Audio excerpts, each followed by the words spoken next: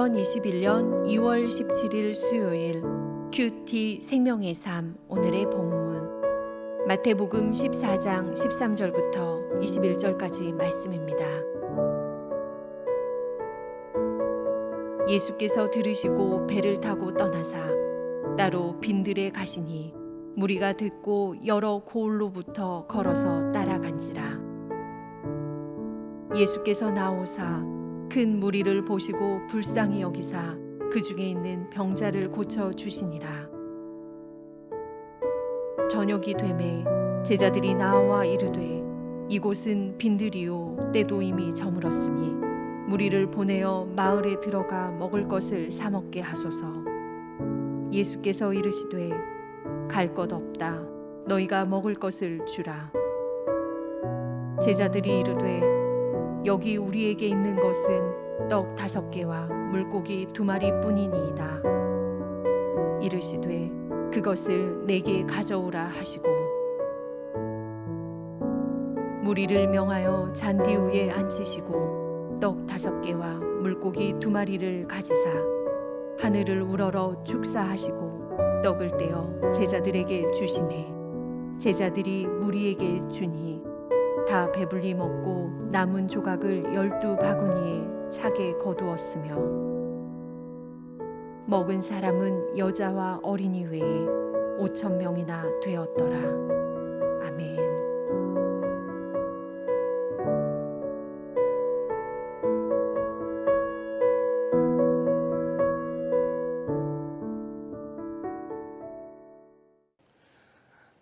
예수님은 갈릴리 분봉왕 헤롯 안티파스가 자신을 세례 요한이 다시 부활한 것으로 생각하고 있다는 말을 들으셨습니다.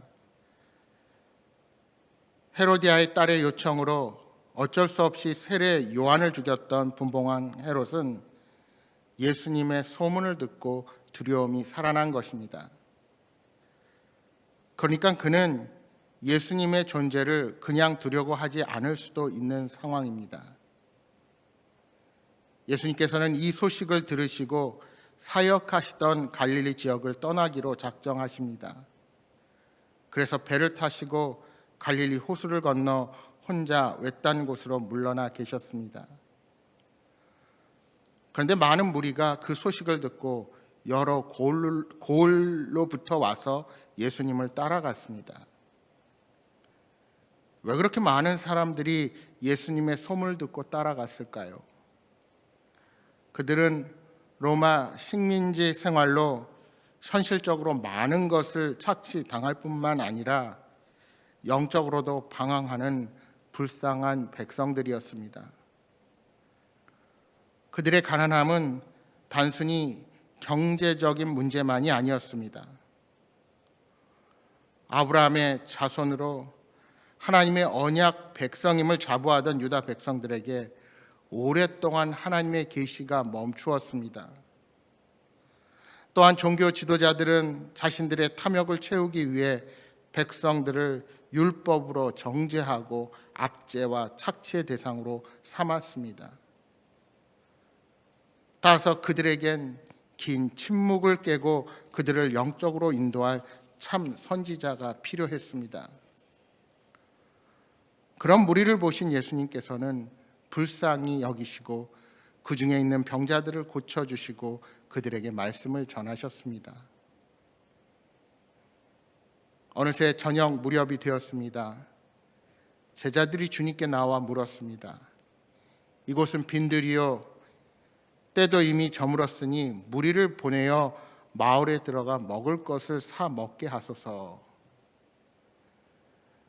예수님을 따르는 자들에게 먹을 것조차 제대로 마련되지 않아 알아서 사 먹고 오라고 사람들을 흩어 보내자는 겁니다. 하지만 우리 주님께서는 그럴 필요가 없다고 말씀하십니다. 그리고는 제자들에게 너희가 그들에게 먹을 것을 갖다 주라는 것입니다. 이 예수님의 말씀 앞에 어떻게 제자들이 당황하지 않겠습니까?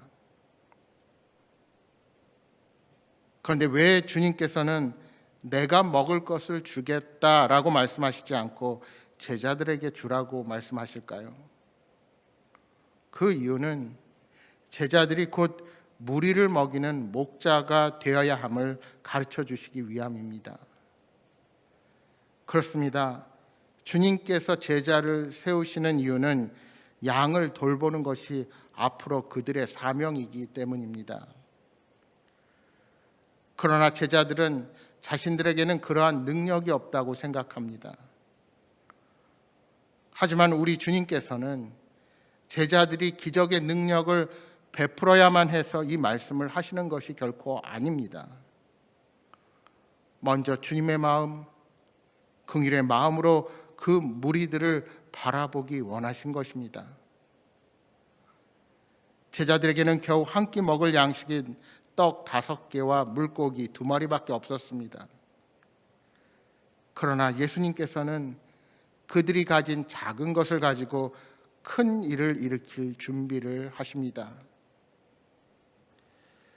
여러분, 미디안 광야에서 목자로 일하던 노인 모세를 들어 이스라엘을 출애굽시킨 하나님이십니다.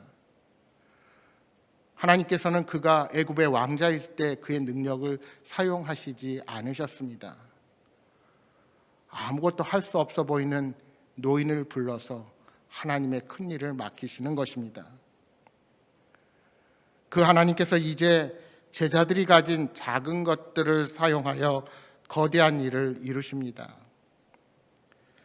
예수님께서는 제자들이 가진 떡 5개와 물고기 2마리를 가지사 하늘을 우러러 축사하시고 떡을 떼어 제자들에게 주셨습니다. 제자들은 그것을 잔디 위에 앉은 무리, 그 풀밭에 앉은 백성에게 나누었습니다. 이러한 예수님의 명령이 제자들을 얼마나 의아하게 했을까요? 아마도 예수님의 능력을 믿지 못했다면 명령에 복종하지 못할 상황입니다. 그러나 제자들은 예수님으로부터 받은 작은 음식을 백성들과 나누기 시작했습니다. 여러분, 이 예수님께서 베푼 잔치의 결과는 어떻게 되었습니까? 평범한 바구니에 평범한 떡과 물고기였지만 모두가 배불리 먹고 남은 것이 12바구니에 찰 정도로 풍성한 생명의 잔치가 되었습니다. 이때 떡과 물고기를 먹은 사람들은 여자와 어린이 외에 5,000명이나 된 것입니다. 그러니까 여자와 어린아이를 생각한다면 훨씬 더 많은 2-3배의 인원이 먹고 남은 것입니다. 참으로 놀라운 이적이었습니다. 사람의 손에 쥐어 있을 때는 단지 떡 5개와 물고기 2마리에 불과했습니다. 하지만 그것이 메시아이신 우리 예수님의 손에 쥐어지자 수많은 무리가 배불리 먹고도 12바구니가 남는 놀라운 역사가 벌어지게 된 것입니다. 더구나 기적은 우리 주님께서 일으키셨지만 제자들이 음식을 나누는 일을 통하여 모두에게 그 능력을 보여주신 인상적인 사건입니다. 여기서 우리 주님께서는 혼자 일하지 않으시고 사랑하는 자들을 통하여 일하시는 분이심을 우리가 깨닫게 됩니다. 이스라엘의 조상들은 출애굽 후에 광야에서 40년 동안 하나님께서 내려주신 만나를 자신들의 육신의 양식으로 삼았습니다. 하나님께서 만나를 내려주심은 사람이 떡으로만 사는 것이 아니라 하나님의 입으로 나오는 말씀으로 사는 것임을 교훈하기 위해서였습니다.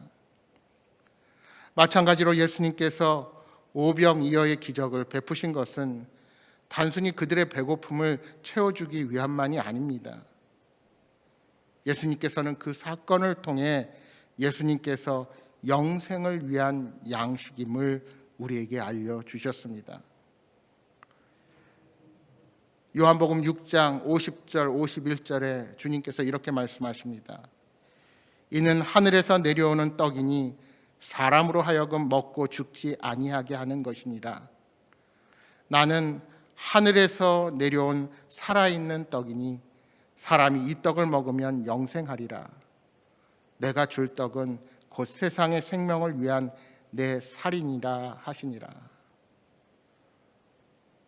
따라서 예수님은 오병이어의 기적을 통해 자신이 하늘로부터 온 생명의 말씀이심을 친히 알려주신 것입니다. 그리고 예수님께서는 마침내 십자가의 죽음과 부활을 통해 그 말씀을 성취시켜 주셨습니다.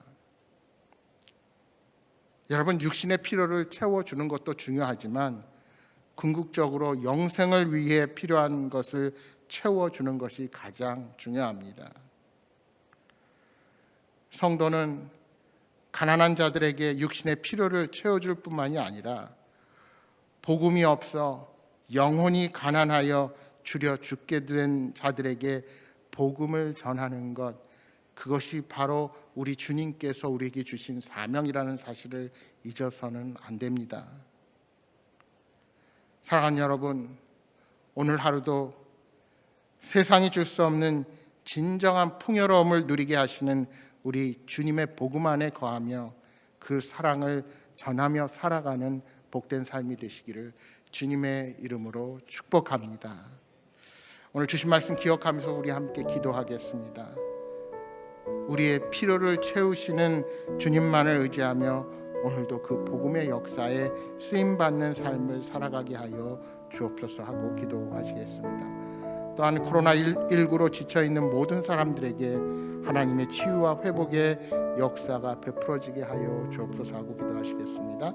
또 기도하신 것처럼 오늘은 사순절이 시작되는 참회의 수요일, 40일간의 이 사순절 기간 동안 예수님의 고난과 십자가, 우리에게 주어진 복음의 은혜를 되새기는 소중한 시간이 되게 하여 주옵소서 하고 기도하시기 바랍니다.